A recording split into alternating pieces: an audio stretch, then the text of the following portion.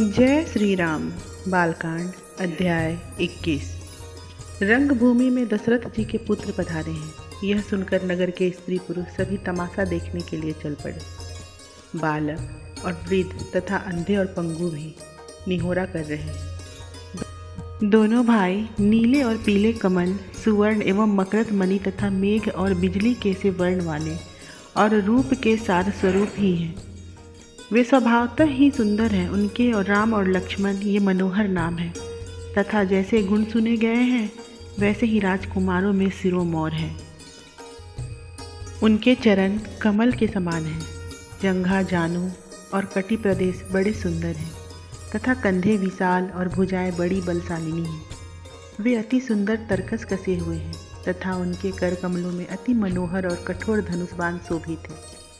उनके कानों में सोने के कर्णफूल, गले में सुंदर यज्ञोपवीत तथा शरीर में अच्छे अच्छे छोरों वाले पीताम्बर सुशोभित हैं। उनके नयन कमल के तथा मुख चंद्रमा के समान है। सिर पर चौतनी टोपियां हैं तथा नख से लेकर सिख पर्यंत प्रत्येक अंग में ठौर ठौर पर ठगौरी है, अर्थात प्रत्येक अंग चित्त को ठग लेने वाला है। सभा श्रेष्ठ सरोवर के समान है तथा वहाँ एकत्र हुए लोग कमल एवं चकवा चकवी तुल्य हैं। वे राम, अज्ञानी और द्वेष मानने वाले राजाओं के चित्त, जिनमें से कुछ उल्लू के समान और कुछ कुमुद और चकोरवत जान पड़ते हैं। भगवान राम जब भाई से बात करते हैं तो विश्वामित्र जी से सकुचाकर मेघ के समान गंभीर शब्द बोलते हैं तथा अधिक नहीं बोलते। प्रभु सभी के सम्मुख हैं, सभी को अच्छी दृष्टि से देखते हैं तथा तुलसीदास की ओर भी कृपापूर्वक हंस कर देख रहे हैं। अंग रखा पहने आगे पीछे चलते बड़े शोभायमान जान पड़ते हैं। ये अच्छे से भी अच्छे हैं और अच्छे भावों से भाते हैं। इनके शरीर श्याम एवं गौर वर्ण है। ये महाबाहु और महान वीर हैं तथा इनके कटी प्रदेश बाणयुक्त तरकश और हाथों में धनुष शोभायमान है। ये देखने में बड़े ही कोमल, सुंदर और अतुलित बलशाली हैं। इन्हें विश्वामित्र जी ने अति सुंदर ढंग से धनुर्विद्या सिखाई है। इन्होंने ताड़का को मारा है और अहिल्या का उद्धार किया है तथा इन्होंने बड़े बड़े सूरवीरों को युद्ध में विचलित कर दिया है। इस समय विश्वामित्र जी की यज्ञ रक्षा करने वाले ये दशरथ राजकुमार जनक जी के बुलाने से रंगभूमि में पधारे हैं। सतानंद और विश्वामित्र जी ने पुलकित शरीर हो इनके पवित्र गुणों को गिनकर महाराज जनक को सुनाया है।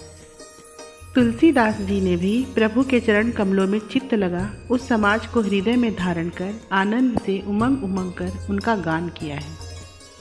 हे माई, देखो दोनों भाई सीता जी का स्वयंवर देखने आए हैं। यह सुनते ही सब स्त्रियां शरीर में पुलकित हो मानो मनोहर कामदेव को निहारने के लिए प्रसन्न चित्त से जा रही हैं।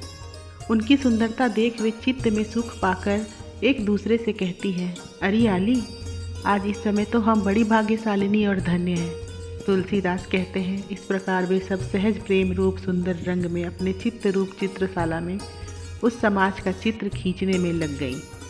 अरे सखी, जब से राम लक्ष्मण दृष्टिगोचर हुए हैं तब से उन्हें देखने वाले जनकपुर के लोगों की दशा ऐसी हो गई है मानो विधाता ने अनेक विदेह बनाए हैं। इसी समय धनुष यज्ञ की सुरम्य भूमि में कौतुक से ही दोनों भाई आ खड़े हुए, मानो छवि रूप देव सभा के कामदेव के दो मनोहर कल्प वृक्ष सौंदर्य रूपी फल से फलित हुए हैं। अरे, इनका मुख देखते ही सारी कामनाओं की वृष्टि करता है और चित्त में प्रीति तथा आनंद भरकर उसे आकर्षित कर लेता है।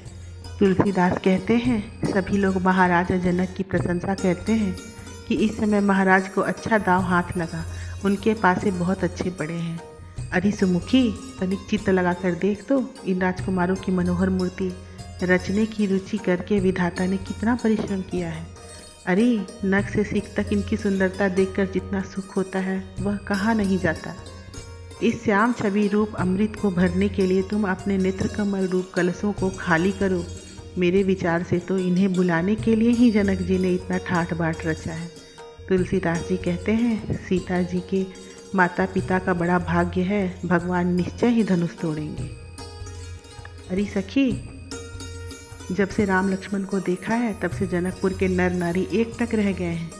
उन्हें पलक मारने की मानो कोई कल्प बीत जाते हैं। वे सब प्रेम के वशीभूत हो महादेव जी से यही मांगते हैं कि नित्य इन्हें ही देखते रहें। या तो सर्वदा ये ही इन नेत्रों में बसे रहें या जिधर वे जाए उधर ही ये नेत्र भी चले जाएं। भला कोई व्यक्ति राजा को समझाकर ऐसा क्यों नहीं कहता कि ये बड़े भाग्य से इधर आए हैं, अतः प्रण त्याग कर इन्हें ही सीता जी विवाह दें। भला कहाँ से वज्र से भी कठोर श्री महादेव जी का धनुष और कहाँ ये अति मृदुल किशोर मूर्ति। इन्हें रचते समय विधाता ने सुंदरता की खोज करते करते सारे भुवन खाली कर दिए थे। तुलसीदास जी कहते हैं, जिन्हें मन वचन और कर्म से ये प्रिय हैं, उन लोगों के लिए जन्म धन्य है। अरे सखी सुन, महाराज जनक ने बड़ा ही अच्छा किया है।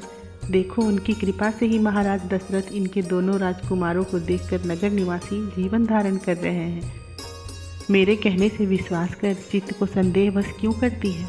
या महादेव जी का धनुष तभी तक दिखता है जब तक रघुनाथ जी इसे नहीं लेते। जिस विधाता ने सीता जी को संवार कर रचा है और राम को ऐसा रूप दिया है, तुलसीदास जी कहते हैं उस चतुर विधाता ने अपने ही हाथों से यह संयोग मिलाया है।